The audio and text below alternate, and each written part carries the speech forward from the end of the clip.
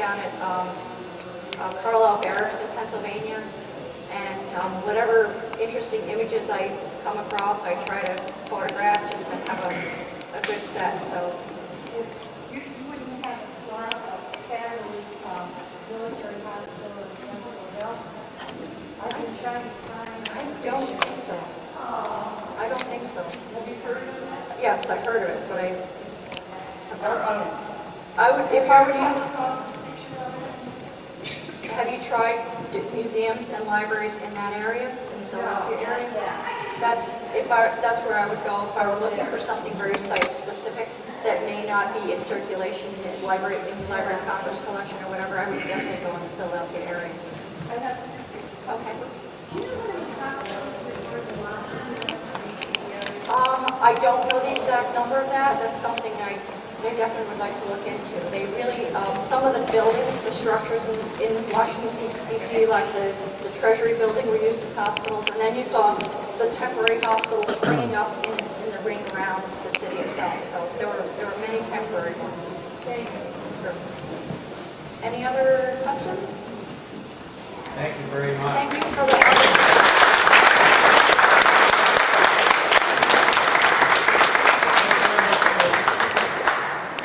pointed out, some of the slides showed the early collection, and some of those things you will currently see on exhibit here. And it just goes to show you what a 140-year gestation period can produce. I hope you'll join us at 1:30. We're going to have our World War II part of the program. There will be a panel discussion on the home front led by WAMC's Paul Elisha. And we're also going to have the world premiere of a video exhibition which the museum did with students at Skidmore College based on our oral history program. So please join us at 1:30. Thank you very much for coming. Ladies,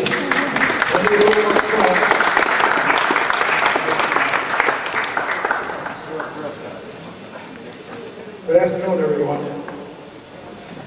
I woke up this morning and I saw an article in the Saratoga about the program today, and I got to thinking while I was having my coffee. There's one group of people that's really never cited for their efforts during the war, or any war, as far as that goes, and they're the mothers. And I said, let me go down to my computer and put some of my thoughts down. So I'd like to share with you the thoughts that I had this morning about wartime mothers.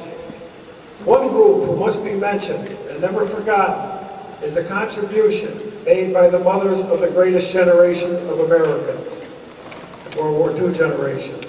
As a 13-year-old at the time of World War II, I remember them well. Mothers kept up the morale, both on the home front as well as those sons and daughters on the battle line. Through their letters, packages, and above all, their prayers.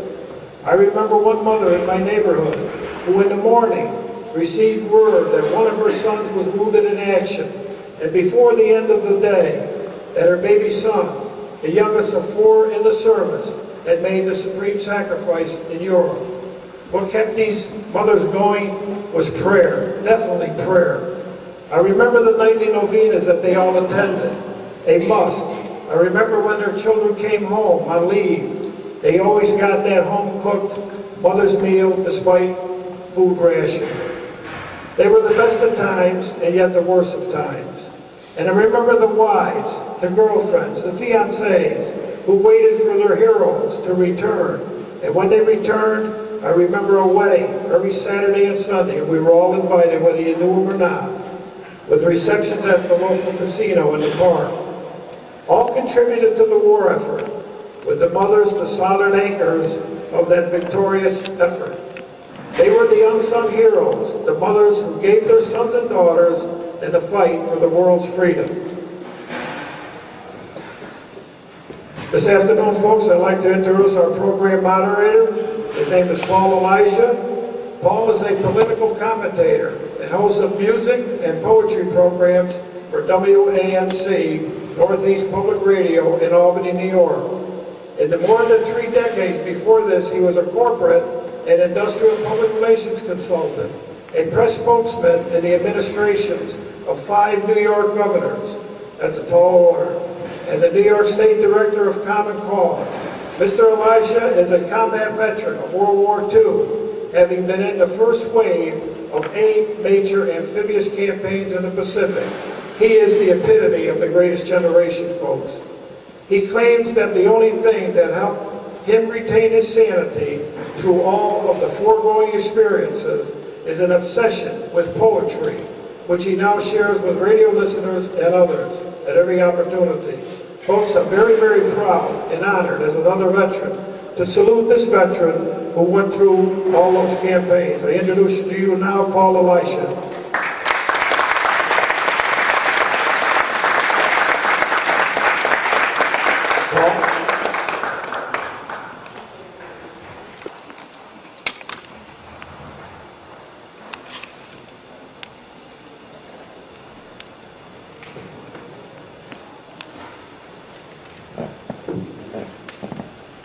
Thank you, Gene.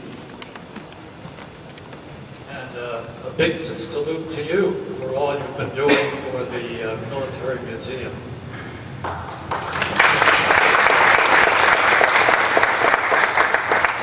Can you all hear me? Can you hear me now?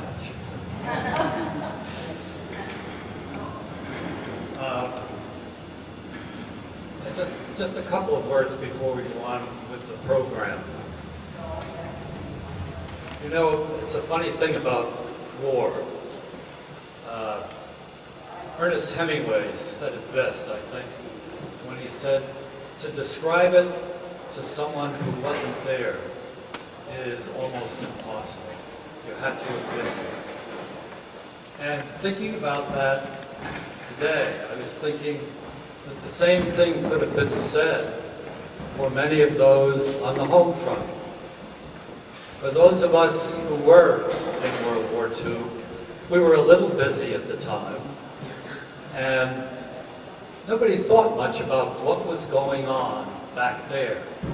But much of it was something that the war would have been impossible to fight and win without.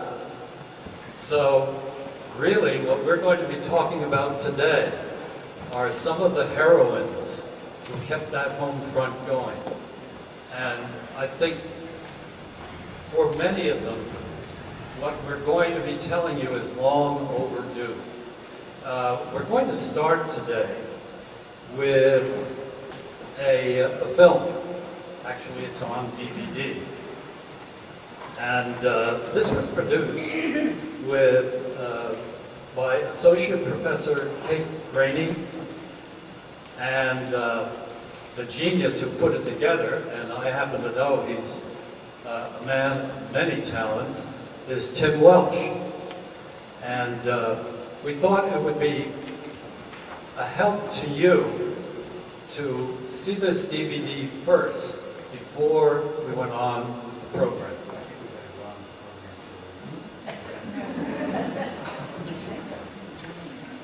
Modern technology. This is a brand new projector, and we may not be totally familiar.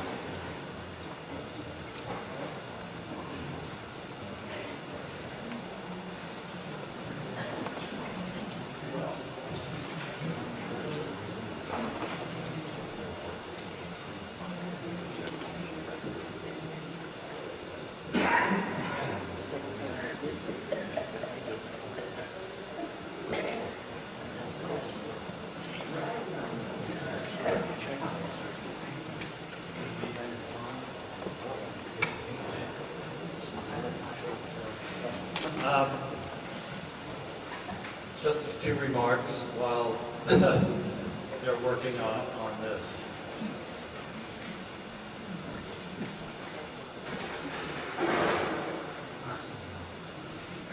How about a soft shoe? Stand up. I'm a singer, not a dancer.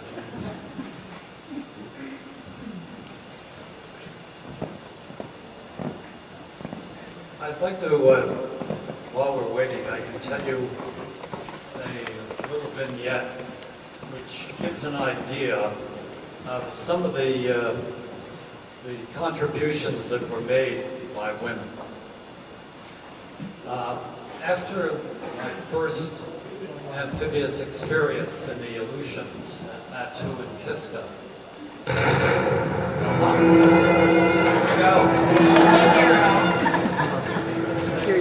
I'm speaking to you tonight at a very serious moment in our history. Army and Navy officials have been with the President all afternoon. In fact, the Japanese ambassador was talking to the President. Eleanor Roosevelt was not only the first lady of the country when the Second World War broke out, she was also one of the first prominent American women to don a uniform. She joined thousands of her fellow New York ladies to do their part in one of the greatest collective endeavors the American people have ever endured. While, of course, the greatest hardships and sacrifices were made by the men of the World War II generation, the nearly 400,000 American women who answered their country's call contributed greatly to America's victory.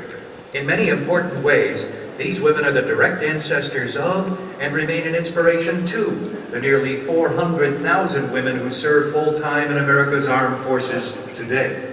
This film examines the story of women in the American military through the eyes of 15 New York women who served in the armed forces during the Second World War.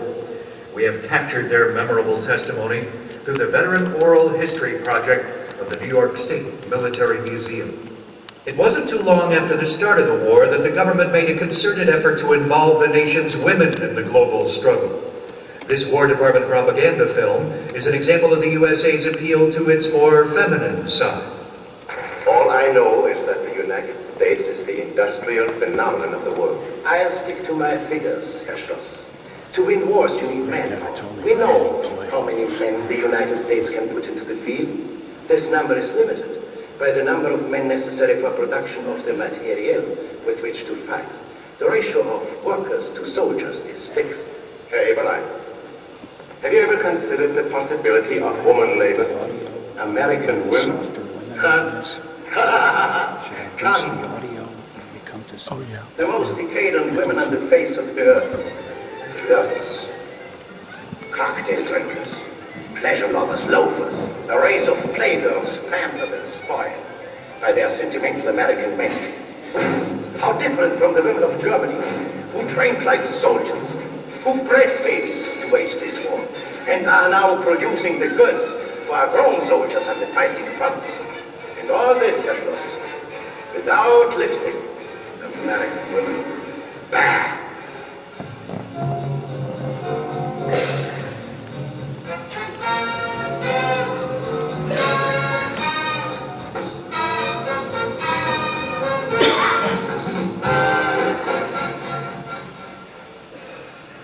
Unlike their male counterparts who were subject to the wartime draft, the women who served in World War II were all volunteers. Many different reasons led these women to leave their settled lives and join the war effort by enlisting. Some came from military families and wanted to carry on the family tradition of service to their country. One of these was Marie Dolan, a California native who served out the war in that state but now lives in New York. She tells how she came to join the Marines during the war. And my brother-in-law was a graduate a veteran of World War I, and he was been badly wounded, and he'd been a Marine. And so when it came out that the Marine Corps was going to accept women, I said, oh gee, I'd like to join, with just not even meaning it, of course. And he said, well, they wouldn't take you, and that's when it all started. And so I painted myself into a corner by applying and so on, and the next thing I knew, I was called to go to Washington, D.C. To be transferred to Camp Lejeune for boot camp. And I was about 23 or 2, I can't remember now. Well, I cried all the way to Washington. I didn't really want to go in at all, but I had sort of put myself in a position with friends saying, oh, you know, I'm joining, and it was really quite daring to join the service at that period. It was not considered quite nice. Margaret Doris Lund Lear, goes by the name of Doris, grew up in the Rensselaer County town of Waterville. She was also moved by family connections to join the World War II effort as a member of the Navy WAVES. WAVES, as you may know, means Women Accepted for Volunteer Emergency Service. My brothers went into service, one in the Army and one in the Navy, and I was very close to my brothers. And it was quite a loss without them at home. And that was when I saw pictures of women. And I thought, this is for me. I'm going. And my friend, a girl chum, was going to go with me, and we were to meet the next day. But I showed up and she didn't, but I signed up in Troy, New York. And I really felt that I wanted to do something. I worked in the telephone company, and I said, no, I want to leave, and I want to go in service. What range of service? And I went into the Waves, and they were new to the country, but that was for me. I was really excited about it, and my parents, of course, said, well, now a third one going, but we can't stop you. And I said, no. Just like their brothers, some American women were so moved by the Japanese attacks on Pearl Harbor in December of 1941 that they set out for recruitment offices immediately after the bombings. Such is the recollection of Faye Wanda Newman Brown, who joined the Army Nursing Corps. I was working at Cook County Hospital in Chicago, and it was Sunday morning, and I was getting the report from the day and night nurses, because I was a nurse in charge that morning. And we heard them say Pearl Harbor had been bombed, but it took a little bit of time to let it sink in, because we were surprised. And it was after that that I went down and signed up to go in the Army Nursing. Along with family tradition and a feeling of duty to serve their country in its time of greatest peril, many women were inspired to sign up to see the world and experience new adventures. Such was the case for Frances Liberty. She joined the Army Nursing Corps. There was a war on, and I thought it would be a big adventure. Adventure was also the stimulus for Edith Rothblatt, who joined the Coast Guard as a SPAR. That acronym is taken from the Coast Guard motto, Semper Paratus, or always ready. Edith found even exciting New York City too quiet for her during wartime. It was boring. There was nobody around. It was quiet. And of course I thought I was going to win the war for everybody. Each of America's 5 military branches, the Army Air Corps, Navy, Marines, and Coast Guard, actively recruited women for both domestic and overseas service during the Second World War. Many women were inspired by the posters and other recruitment material used by these agencies. I came across the recruitment office, and I was very curious. I wanted to see. And I went in and I said that I was interested in the Waves. I love their uniform. I just did not like that Army uniform, if you remember it. And I said, so he said there was a Marine, I think he was a lieutenant, and he said to me, well, the Waves enlistment is up. We're finished. Would you consider the Marines? I said, the Marines? I never saw anyone in Marines. So he said, well, anyway, I said, I don't know, I had to think about it. So I went back, I just didn't know. I kept reading things in the paper for a week or so. The little time I was working down nearby, and I did go back finally, and I said, oh, you're not going to do it? You're not going to go? I said, well, I don't think I'll be firing a gun or anything like that. And I was so shocked that, I was going to go, because I guess I was getting tired of those bonds. The decision to enlist was not an easy one for most women. Not only did they face the threat of deprivation and even death, over 500 women lost their lives in the line of duty in World War II, they also risked the disapproval of their family and friends. When I went in service, women didn't necessarily have a place in their home. Mm-hmm. And since I came from a small place in Virginia, they pretty well stuck to that idea. So reluctantly, they gave my sister and I, because my sister was also, she was an officer with the physical therapist in the Army. They gave us a Bible, but even that was dated a little bit later after we went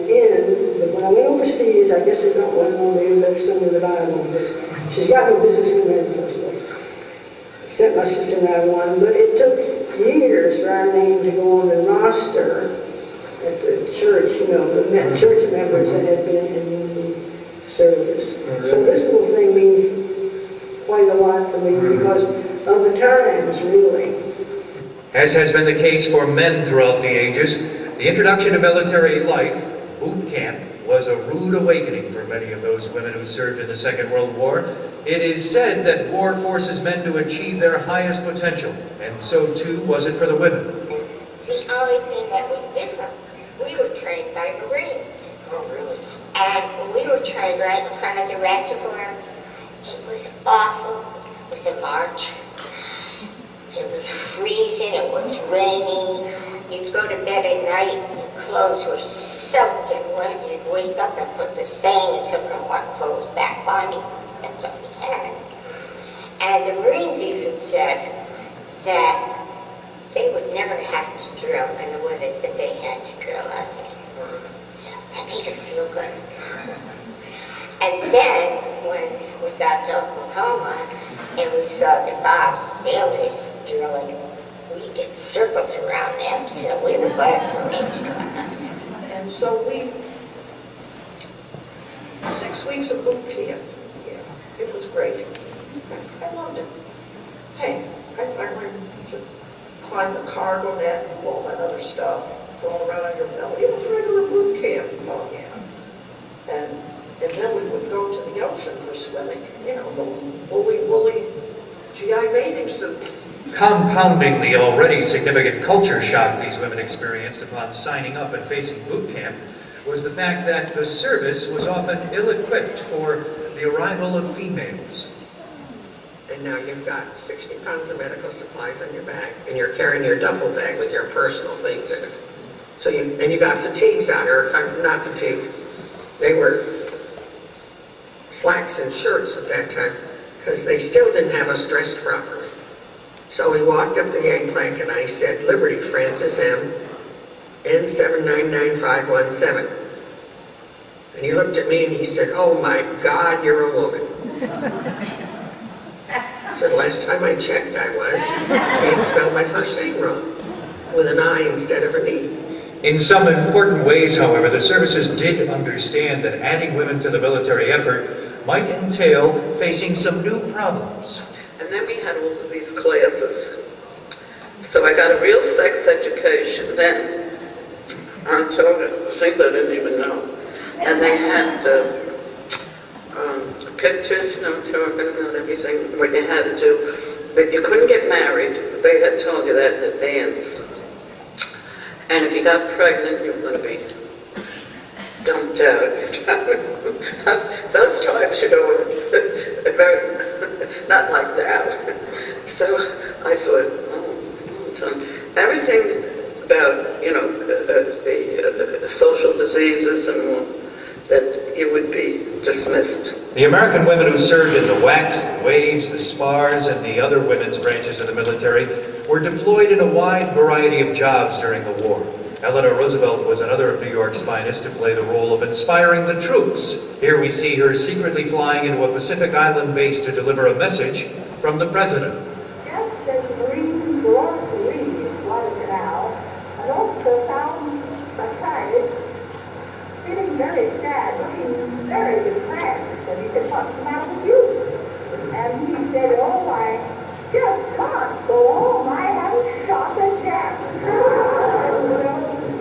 And the officer said, well, listen, I'll tell you what to do. You go up to that ridge over there and jump up all of a sudden and say, the hell was your idea? And they'll jump up other people all around and you shoot your Jap. So he took your eye a little while later and he was still looking very busy and he said, did you want to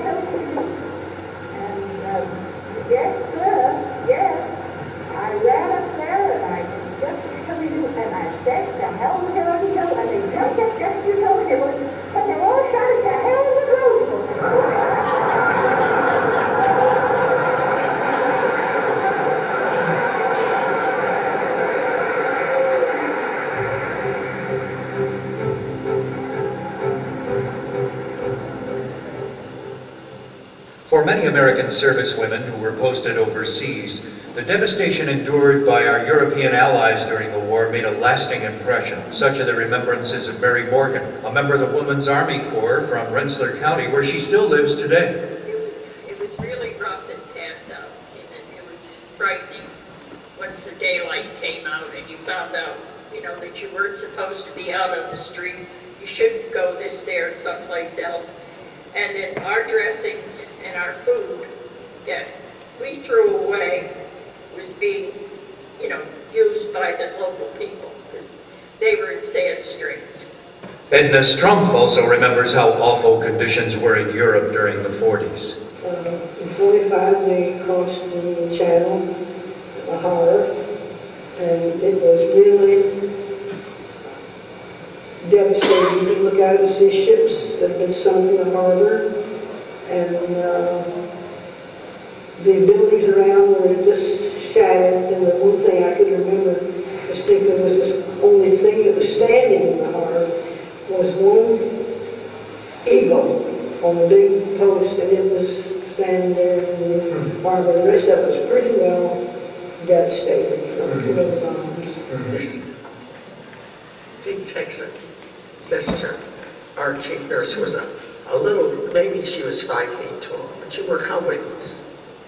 And she had red hair and a thick, thick braid down her back, which she put up under her helmet. And he says to her, "Oh my God, you're women. You're not supposed to be here." She said, "We're here." He said, "Well, you're not supposed to be here." She said, "We're here and deal with it." So I don't think she came up to his chest. She was so small. So we lived in foxholes with the fellas. Not with the fellas. We lived in foxholes that they dug out for us. And we used a bigger foxhole for our little hospital until we could get help. But nobody died on us. They didn't dare. Among the thousands of American servicewomen who served on the home front during the war, both Vivian Egan and Helen Fitzsimmons Foley had the sad but honorable duty of tending to the families of soldiers lost in the war. They were foreign letters. Foreign letters. You know, like the name of the ship and what happened to it. And then after that, I was with Red Cross and Navy Relief also. But I made up a lot of my own letters. I'd find out details about the sailor and the servicemen. And then I'd write them my own personal letter of sorrow and regret. But it was hard to do because you could put yourself in their position, because I had an uncle who was only 4 years older than me, who was in the Marines, and he was killed in Chihuahua. So when they told us that he had been wounded, and they let us know, and then they were going to send him home. Instead of sending him home, they sent him back out, and he was killed. So I could relate to all of these letters that I had to send. It was so sad. But he had to go on because the next one was just as bad. While the women's efforts were welcomed by the U.S. government and played an essential role in helping achieve the eventual victory over the Germans and the Japanese, some U.S. servicemen were initially not overjoyed to have the new recruits in their midst. Those were the recollections of Marie Rose Buckridge and Frances Liberty.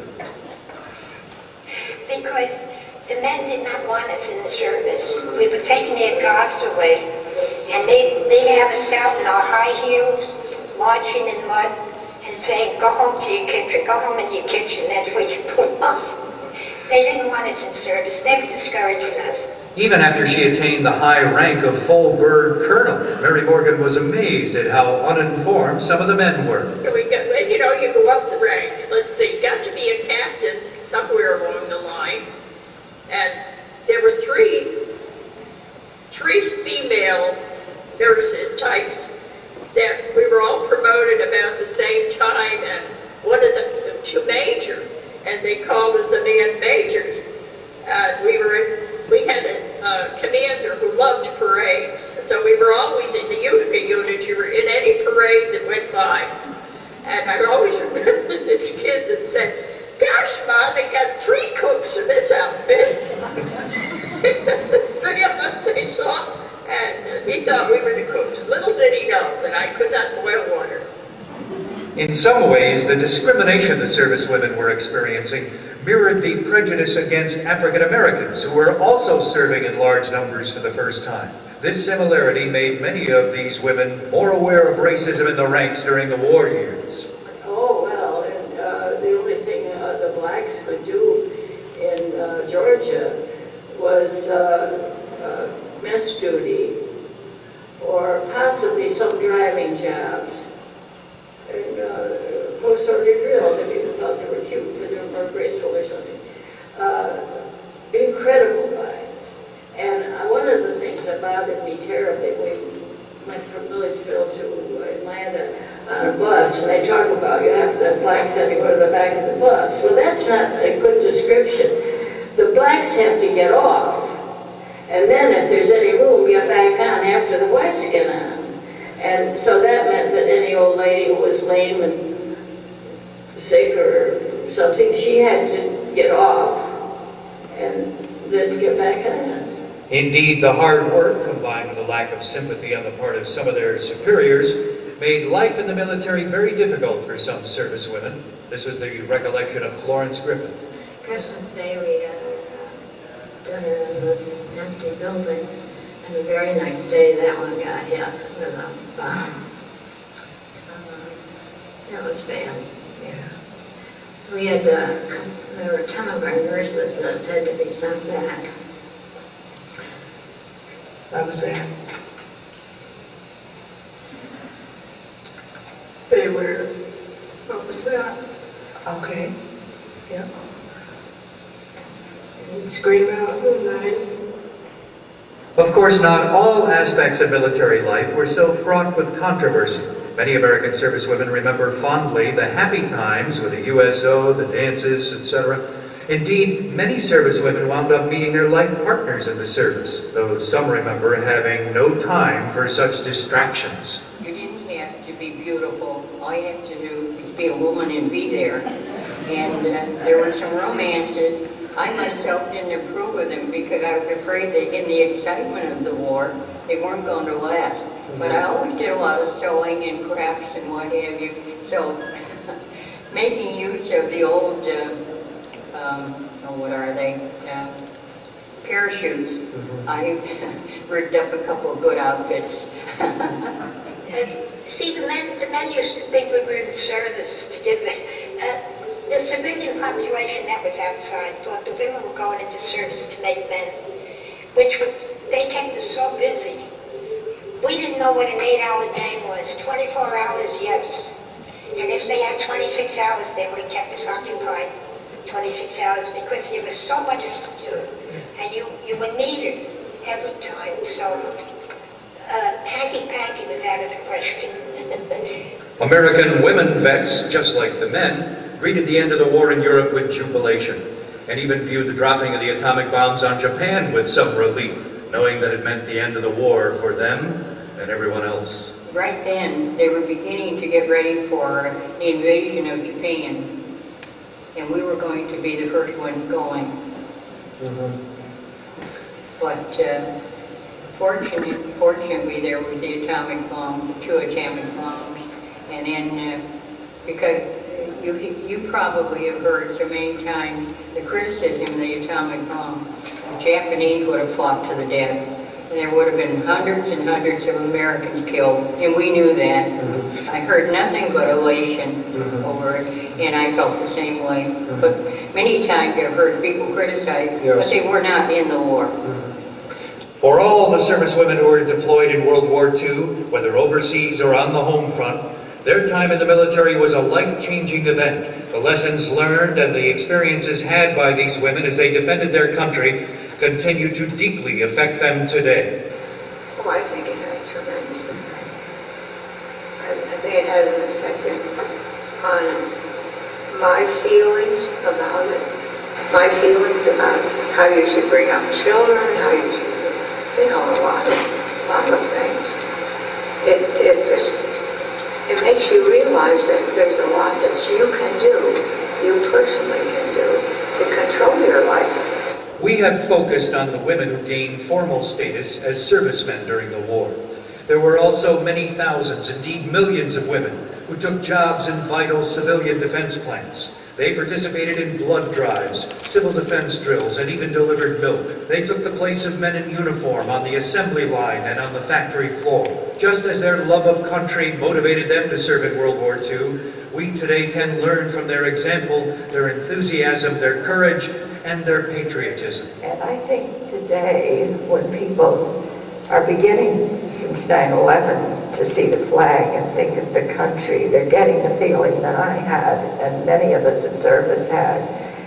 We all stopped. If you were on the street and all the cars around the communications annex where I worked, they all stopped until that flag got up. And it was something to look around and see this, cars and kids going to work, and we ourselves were in it. It was very exciting. And then the flag, they'd get it raised, and then at 8 o'clock at night it would come down. But to this day, when I see a parade, people look at me because I'm saluting. I feel so deep about the country and the flag. It means something.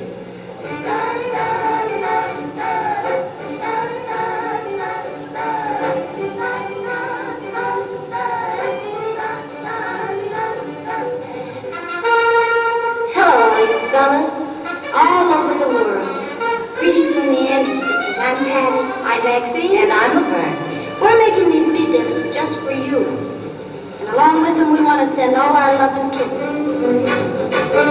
He was a famous trumpet man from out Chicago way. He had a boogie style no one else could play. He was a top man at his craft. Then the number came up that he was on the draft. He's in the army now, and he'll go and reveille. He's a boogie bugle boy, company me. A-toot, goes an eight to the bar.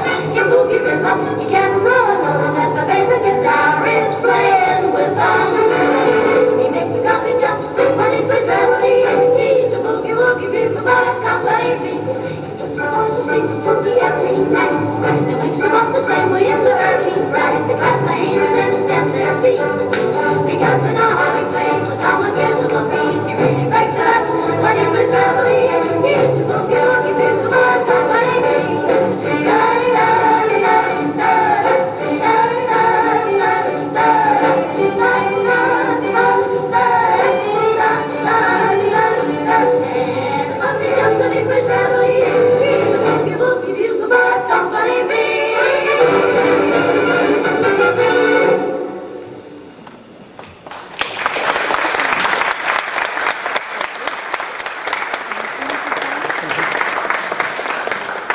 Sometimes the especially fine takes a little more time.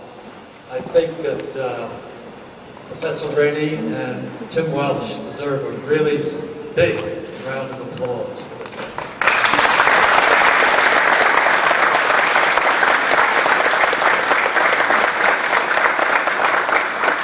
Now, I understand that this was produced originally for a history class at Skidmore, and there were some of them involved. Are any of them here today? Yeah, actually, some of them are here. I'll embarrass them. Sarah Megan is here, if Sarah can stand up. Sarah Bernstein is here.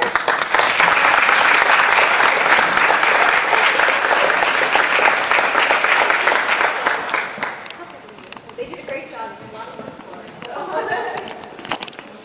By the way, before we move on with the program, I want to say just a word about one of the people you saw in this film, Francis Liberty, who actually reached full bird colonel. A good friend of mine, by the way. And you should know that Colonel Liberty was not satisfied to serve just in World War II. She went on to serve in Korea and in Vietnam, and was on the firing line in all three places. She died, unfortunately, just a little over a year ago. And she was something right up to the end, I have to tell you. She made you feel proud to be part of the human race. Now back to our program.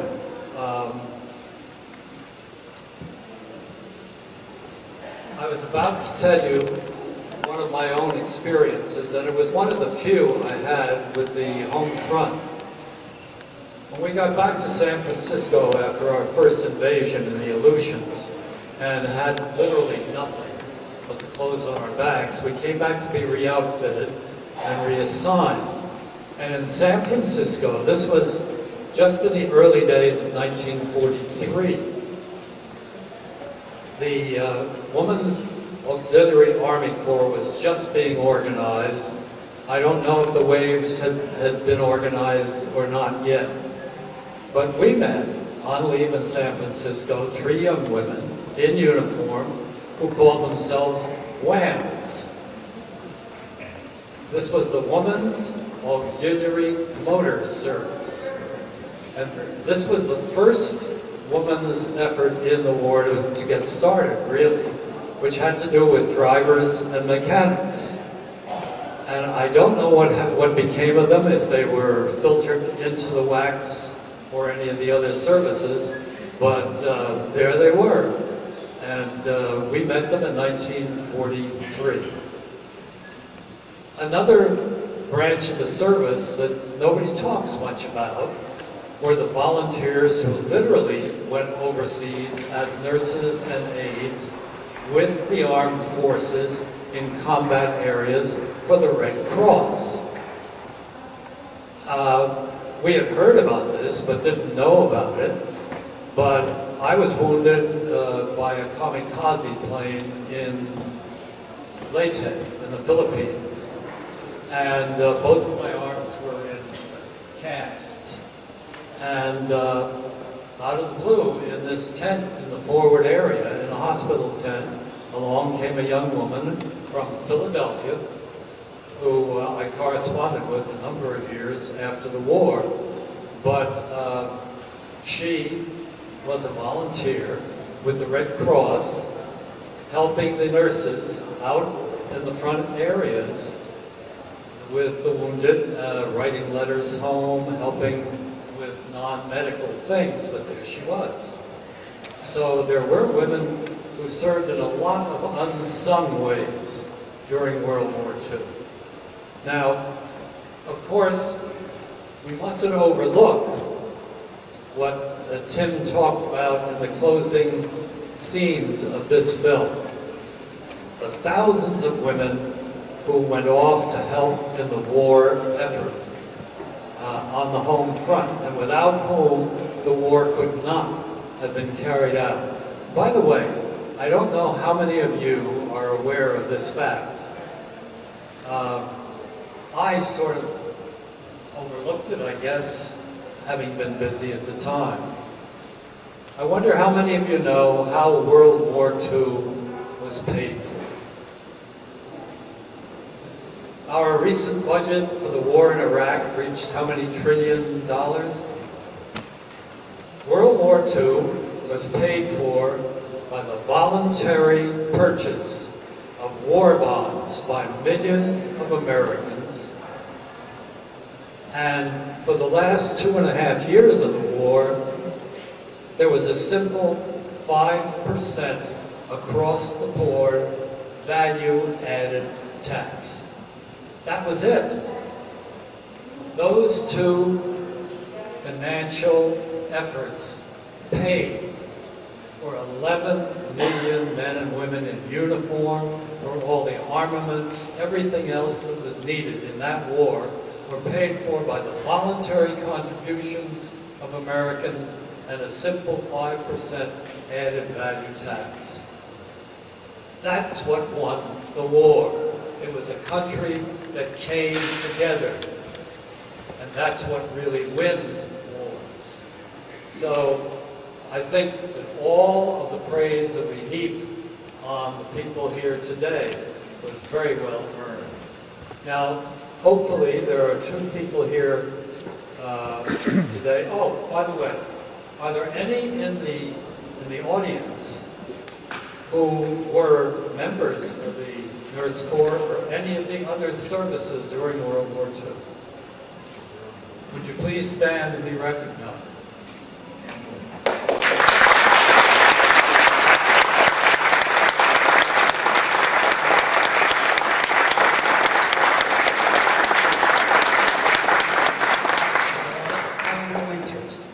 I was in the Navy Waves.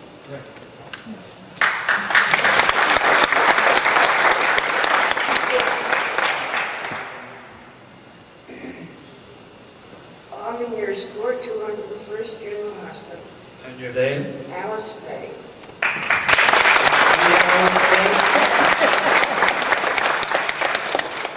Anyone else? Back here. 126 Evacuation Hospital in Stone Center.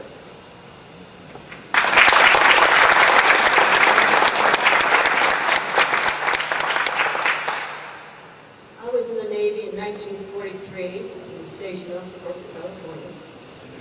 Ruth Gunderson.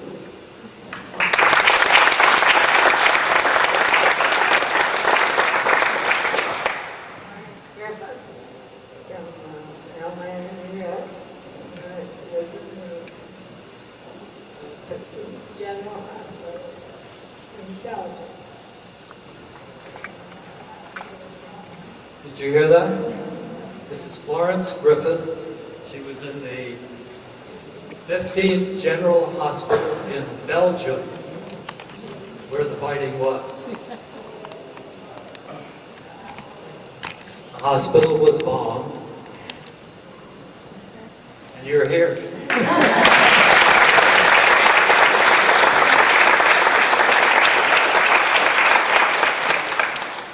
Now, I'm supposed to have two ladies to help me, and I hope they're here. Marion Willits, Betty Willits, who was a telephone operator during World War II and a nurse's aide in Rensselaer County, and Veronica Sharp, who now volunteers in the research center here and has some interesting things to tell us. Are they here? You're going to come up front? Sure. Somebody? What the heck?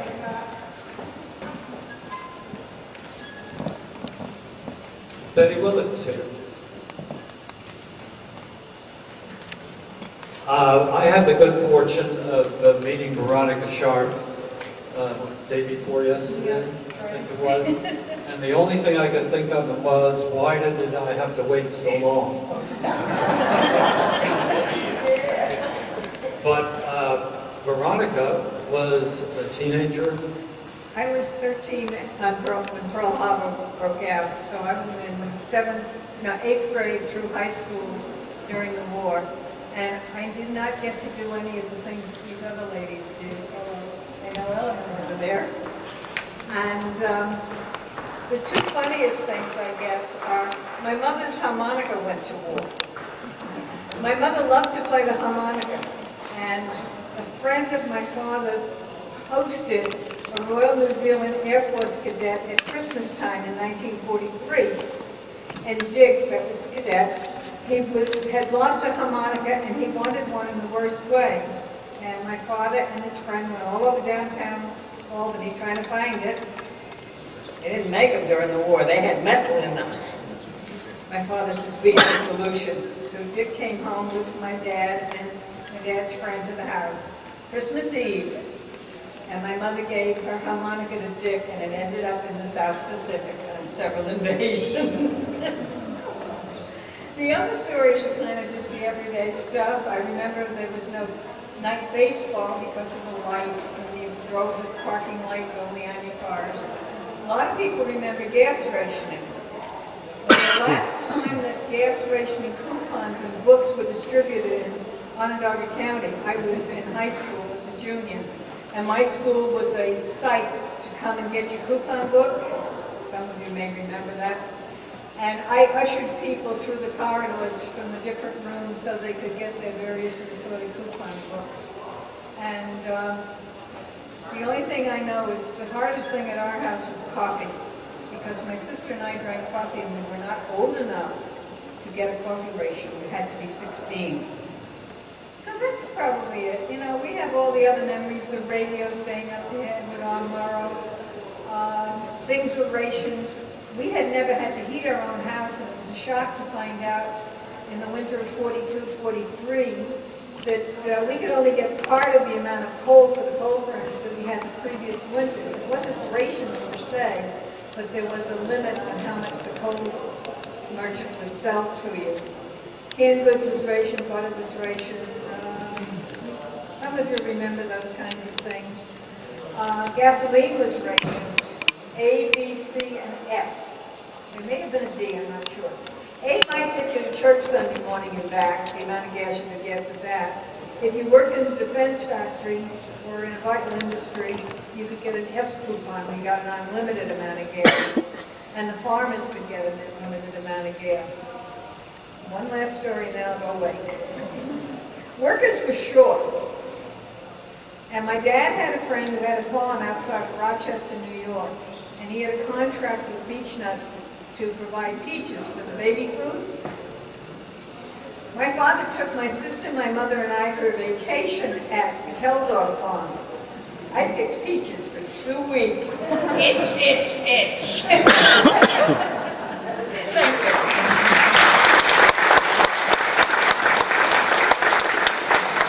By the way, they talk about learning lessons from history. The next time you go to a gas station to fill up $3 a gallon, think about what would happen if we had gas rationing and price controls, so you don't have to pay $3 a gallon for your gas, and carpools. It worked once.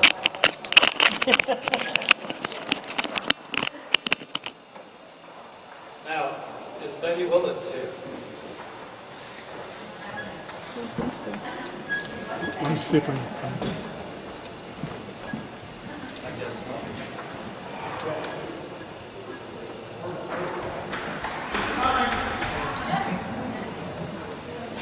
She's coming. Coming. I should tell you a little story.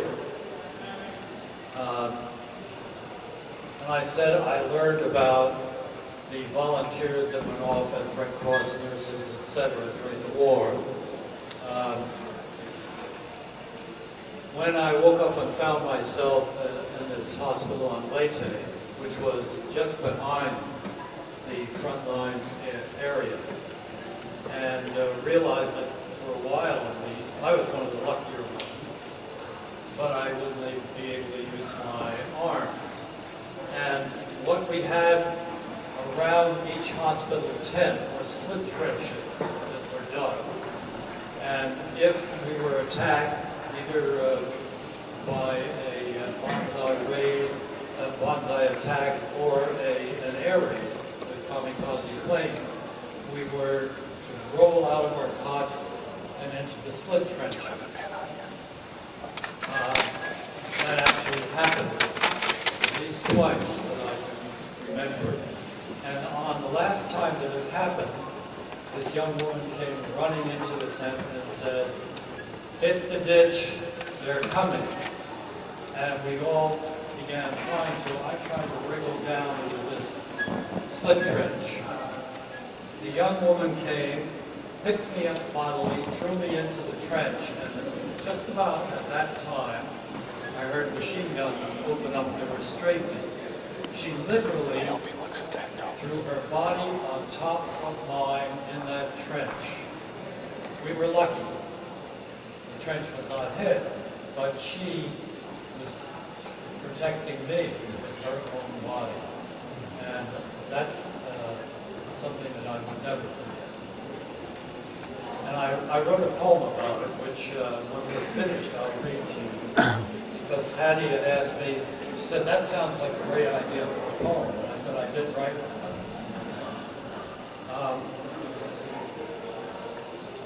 Unfortunately, that he had to leave.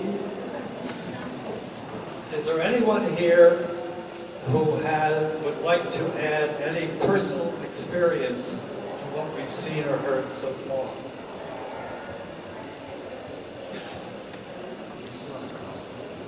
She already did. Anyone? I see Hattie gesticulating in the Hattie wants me to talk some more. I think somebody else needs a turn. But I'll play a little game. I'll bet you some of you remember Christmases when you couldn't get toys you wanted. Every Christmas. I'm not talking about when you were naughty and Santa Claus didn't come to your house. I gotta speak into the microphone. I have a lot of memories about it. Okay, let's try something. What is one of your favorite memories of being a little girl during the war?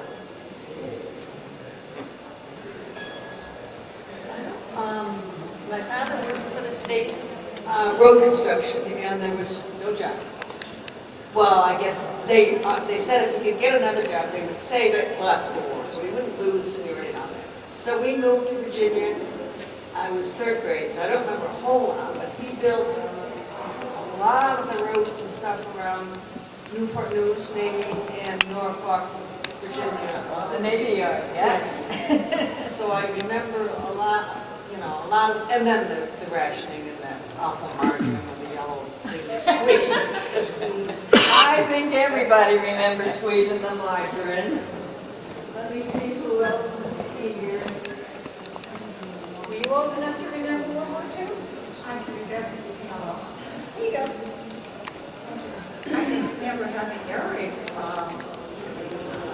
drills during the Second World War. All of our neighbors all of us had to turn off the lights in all of our cities. I lived in Milwaukee, and we had air raid people that would come to make sure that your little house light was off, or your address was, that made sure that all the lights were off. I remember the blackout curtains too. The summer I spent in the hospital, we were told if there was an air raid, those of us who could had to crawl out under the bed and put the wash bucket over our heads. How about you? No? You don't have to share. No. No? Would you share with us? Ronnie, I'd like to know from some of the veterans who stood up before, if it was a hard transition going from the military back to Veronica, someone right over in here. Got a lady up here? Do you remember someone who got World War II that I can share? I remember around the boot camp, we had an air raid. We had to all go to another room. It was in New York City, and I looked out, and there was no lights around the city. New York City, totally black. No, I mean, they're talking about, we were down Answer the microphone. Put the mic up by your mouth. yeah, we were down in southern France to go to Pacific when VJ came. So instead of sending us, we were going to go by way of this canal, they sent us back up, they broke up the outfits and sent us back up to various places. And a whole bunch of us were shipped up to Frankfurt. And what he's talking about is they flew us up from Issus Airport in Marseille up to Hanau in B-17s. No chutes up over the Alps. And we did fine with it, but I mean, Where you sat? oh, we sat wherever, they took everything out. Where did you sit? Remember the benches? Where did they put the benches? Oh, yeah, well, in Bombay and all that. Because they had a whole bunch of, who were all nurses. I mean, I don't know how many of us went up, you know. They took us up when you thought about it afterwards. You did all this flying over the Alps. No shoes. Thank God it worked out. Thank God we're here to tell about it. Yeah, the two memories that I have about World War II is that I was a USL hostess. USO hostess. Now, nobody mentioned that. There were a lot of us there, and I was the To youngest the microphone. I was the youngest one at the time. I felt pretty silly sitting there with my little, saddle shoes and socks, and all the other ladies were, past me. But I just made that age, and I had wonderful experiences doing that. And I felt this was in Rochester, New York, and I felt that I was really in the country of the war effort. And the other thing that I remember is that around that time, I was working my way through school, and every summer I worked with war friends. And I did something vaguely, I remember something about soldering little parts for walkie-talkies for servicemen. Oh, wow. That was for the Stronger Crossing. Yeah. So, no matter what age you were able to do something. Thank you so much. Have somebody back here? Right back here, Veronica. Right here. Young lady, would you stand up with us, honey? What do you want to know, sweetie? What was it like fighting in the hospital? Well, I wasn't in a military hospital. I was a teenager who spent a summer in a hospital having some surgery done. I think it was a lady up there, though. There's There's several lady in nurses here. Belgium. Will you tell us what it was like being in the frontline hospital? Well, I was in a general hospital, but you have to think that the nurses who were evac nurses were up near the front lines. Field hospitals were even closer. The men were taken to the field hospital, then to the evac, and then to the general hospital, and were usually flown out into England at that time. I remember that. Well, you can. But we didn't. We had people who weren't getting